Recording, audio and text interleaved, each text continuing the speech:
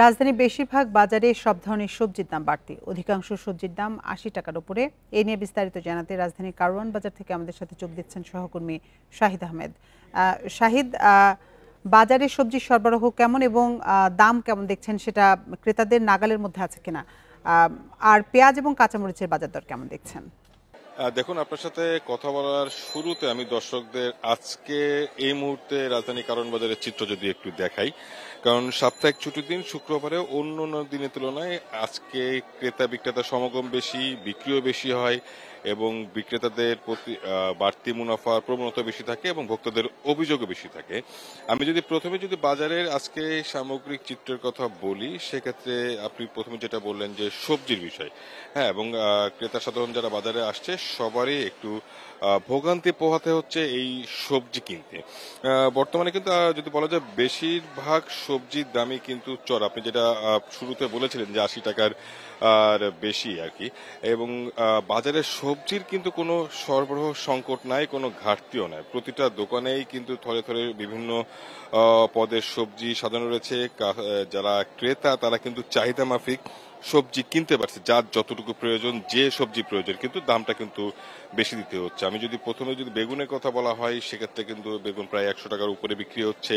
করলা, কাকরোল, ঢেঁড়স সবগুলো কিন্তু ৮০, ৯০, ১০০ বিক্রি হচ্ছে, এবং যে টমেটো, পেঁয়াজ এবং কাঁচামরিচ সবই কিন্তু ১০০ টাকার উপরে। এবং যদিও টমেটো এবং কাঁচামরিচ আমদানি করা দেশীয় জাতের টমেটো কাঁচামরিচ একেবারে নেই বললে চলে, তো সেগুলো কিন্তু চড়া দামে কিনতে হচ্ছে। কেন এই সবজির দামটা বেশি দিয়ে কিনতে হচ্ছে, এই প্রশ্নে যারা এখানে খুচরা বিক্রেতা তাদের কিন্তু সেই পুরনো একই জবাব যে আসলে মালের সরবরাহ কম, অর্থাৎ পণ্যের সরবরাহটা চাহিদা মাফিক আসছে না। কিন্তু বাজারে কিন্তু তার সাথে কিন্তু তাদের কথার সাথে কোনো মিল পাওয়া যাচ্ছে না, চাহিদা মাফিক কিন্তু পণ্য কেনা যাচ্ছে। এরপরে যদি পেঁয়াজের বিষয়টা আসি, অর্থাৎ বলা যায় প্রায় ২-৩ সপ্তাহ ধরে পেঁয়াজের দামটা কিন্তু চড়া। আমি আজকেও কারওয়ান বাজার, হাতিরপুল সহ অন্যান্য খুচরা বাজার দেখেছি পেঁয়াজ কিন্তু ৭০, ৭৫ টাকা, ৮০ টাকা কেজি দরে বিক্রি হচ্ছে, এবং খুচরা বাজারে কিন্তু সেটা ৮৫ টাকা পর্যন্ত ওঠানামা করছে পেঁয়াজের দামটা।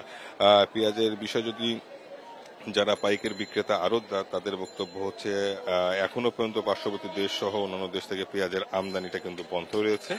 মূলত দেশে যে পেঁয়াজটা হচ্ছে সেই দেশি পেঁয়াজ দিয়েই কিন্তু এখন চাহিদা মেটানো হচ্ছে, এবং যে উৎপাদন স্থল অর্থাৎ ফরিদপুর, পাবনা সহ মানিকগঞ্জ, যেসব জায়গায় পেঁয়াজের আবাদটা বেশি হয়, সেখান থেকে কৃষকরা, কারণ গত বছর কিন্তু এই সময় পেঁয়াজের দামটা অনেক বেশি বেড়ে গিয়েছিল, কৃষকরা ভালো মুনাফা করেছিল, তারা বাড়তি মুনাফার জন্য অনেক ধীর গতিতে এই পেঁয়াজের সরবরাহটা করছে। সেটার জন্য আসলে যে চাহিদা যোগানের যে একটি অসামঞ্জস্য, সেটার জন্য পেঁয়াজের দাম বাড়ছে, এমনটা দাবি এখানে যারা পাইকারি বিক্রেতা। এর পাশাপাশি যদি ডিমের বিষয়টা আপনাকে বলা হয়, সেক্ষেত্রে যে গরিবের বা সহজলভ্য আমিষ হিসেবে যেটা পরিচিত আমরা বলি যে ডিম বা ব্রয়লার মুরগি, সেখানেও কিন্তু খুব একটা স্বস্তি নেই, বিশেষ করে ডিমের বাজারে প্রায় ১৪০ টাকা ফার্মের যে লাল মুরগির ডিম সেগুলো বিক্রি হচ্ছে। এর পাশাপাশি যারা ডিমের দামটাও কিন্তু তারা সে সরবরাহ কমের অজুহাতের কথা বলছে। পাশাপাশি যদি সবশেষ বলা হয় যে ভোজ্য তেলের বিষয়, গত মঙ্গলবার কিন্তু ১৫ টাকা